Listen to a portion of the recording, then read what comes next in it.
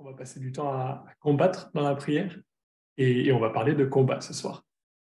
C'est le thème que Jésus a mis sur mon cœur. Et je crois qu'on a tous des combats. J'ai des combats, vous avez certainement des combats aussi. On en a personnellement, on en a dans notre entourage. Ça peut être des combats physiques, ça peut être une maladie contre laquelle on lutte qui est là depuis plusieurs années, ça peut être des chaînes qui nous tiennent, ça peut être des difficultés qu'on rencontre, le salut d'un proche, c'est un tas de situations où on a à combattre. Et je crois qu'on le sait tous, hein, la vie de chrétien. C'est pas une balade simple, mais on a vraiment une assurance auprès de Jésus-Christ et c'est ce qu'on va partager ce soir. Alors j'aimerais lire avec vous, pour parler de combat, donc quelques versets du premier livre de Samuel au chapitre 17. On va lire les versets 37 à 52. Ça va faire une petite lecture quand même. Donc pour placer le contexte rapidement, c'est au moment où le peuple d'Israël est en guerre contre les Philistins.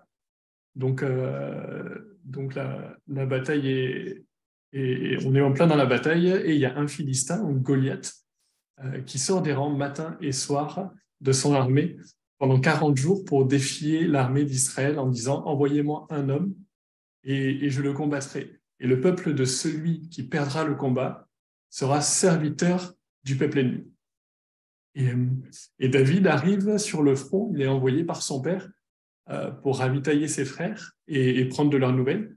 Et il entend le discours de Goliath, qui insulte le peuple d'Israël et qui insulte le Dieu du peuple d'Israël. Et ne supportant pas que son peuple soit insulté, il décide d'aller le combattre, d'aller combattre Goliath. Et donc on lit au verset 37, « Puis David ajouta, « L'Éternel qui m'a délivré de la griffe du lion et de l'ours me délivrera aussi de ce Philistin. » Finalement, Saül dit à David, « Vas-y donc et que l'Éternel soit avec toi. » Puis il fit revêtir sa propre armure, il lui fit mettre un casque de bronze et endosser sa cuirasse. Par-dessus son équipement, David ceignit aussi l'épée de Saül. Puis il essaya de marcher, mais il n'y parvint pas, car il n'en avait pas l'habitude. Alors il dit à Saül, « Je ne peux pas marcher avec tout cet équipement, car je n'y suis pas entraîné. » Puis il se débarrassa de tout. Il prit son bâton en main et choisit dans le torrent 5 cailloux bien lisses qu'il mit dans le sac de berger qui lui servait de besace. Et sa fronde à la main, il s'avança vers le Philistin. Celui-ci, précédé de son porte-bouclier, s'avança vers David. Il l'examina, et lorsqu'il vit devant lui un jeune homme roux et de belle figure, il le regarda avec mépris et lui lança. « Est-ce que tu me prends pour un chien pour venir contre moi avec un bâton ?» Puis il le maudit par ses dieux. « Approche un peu, ajouta-t-il, pour que je donne ta chair à manger aux oiseaux du ciel et aux bêtes des champs. » À quoi David répondit, « Tu marches contre moi avec l'épée, la lance et le javelot, et moi je marche contre toi au nom de l'Éternel, le Seigneur des armées célestes, le Dieu des bataillons d'Israël que tu as insulté. Aujourd'hui même, l'Éternel me donnera la victoire sur toi. Je t'abattrai et je te couperai la tête. Et avant ce soir, je donnerai les cadavres des soldats philistins à manger aux oiseaux du ciel et aux bêtes sauvages de la terre. Alors toute la terre saura qu'Israël a un Dieu. Et toute cette multitude assemblée saura que ce n'est ni par l'épée ni par la lance que l'Éternel délivre, car l'issue de cette bataille dépend de lui. Et il vous livre en notre pouvoir. » On a bientôt fini. Aussitôt, le Philistin se remit à avancer en direction de David, qui, de son côté, se hâta de courir vers la ligne ennemie au devant du Philistin. David plongea la main dans son sac, en tira un caillou, et le lança avec sa fronde. Il atteignit le Philistin en plein front. La pierre pénétra dans son crâne, et il s'écroula, la face contre terre. Ainsi, sans épée et avec sa fronde et une pierre, David triompha du Philistin. Il le frappa et le tua. Alors il se précipita sur l'adversaire, saisit son épée, la tira de son fourreau et l'acheva, puis il lui trancha la tête. Quand les Philistins virent que leur héros était mort, ils prirent la fuite. Les soldats d'Israël et de Juda s'élancèrent, poussant des cris de guerre, et poursuivirent les Philistins jusqu'aux abords de la vallée et jusqu'aux portes d'Écron. Les cadavres des ennemis jonchèrent la route de Sharaïm jusqu'à Gath et Écron. Et on a terminé. À ce moment-là, David fait face à un combat qui a priori, n'est pas le sien. En tout cas, c'est ce que tout le monde cherche à lui faire comprendre. Lorsqu'il dit « moi, je vais y aller, moi, je vais aller combattre Goliath euh, », tout le monde cherche à l'en empêcher, à le rabaisser et à dire que c'est pas à lui d'y aller.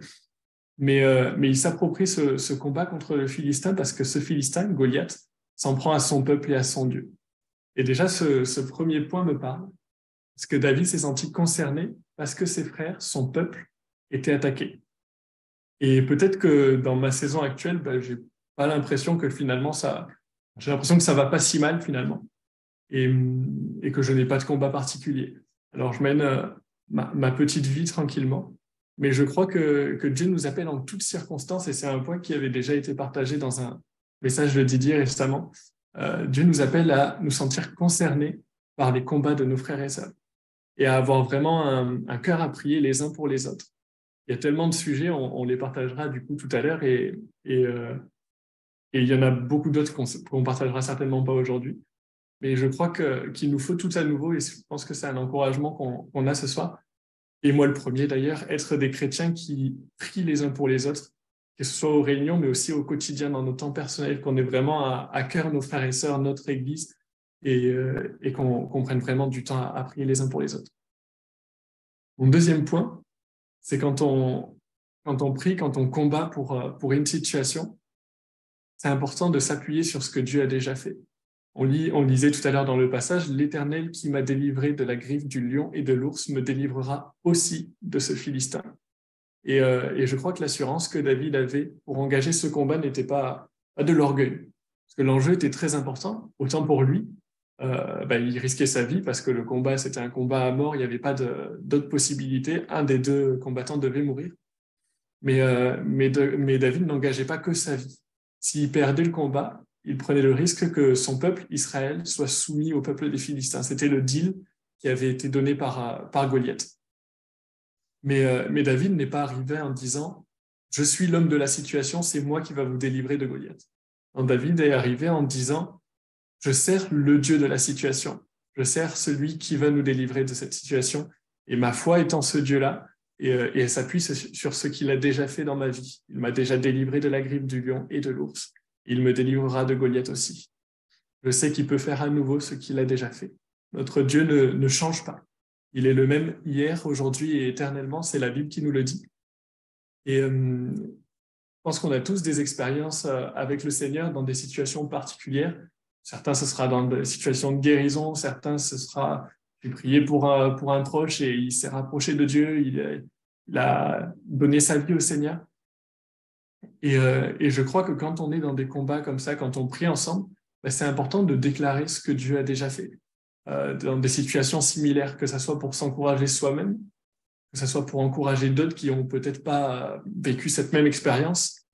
C'est vraiment important pour attiser notre foi en Dieu pour le combat. Et alors, on peut s'appuyer sur des choses qu'on a vécues, mais aussi simplement sur des choses qu'on lit dans la Bible. Et ça s'est passé, certes, il y a beaucoup plus longtemps, les événements qui sont dans la Bible, mais même sur cette longue période, Dieu n'a pas changé. Il est toujours le même.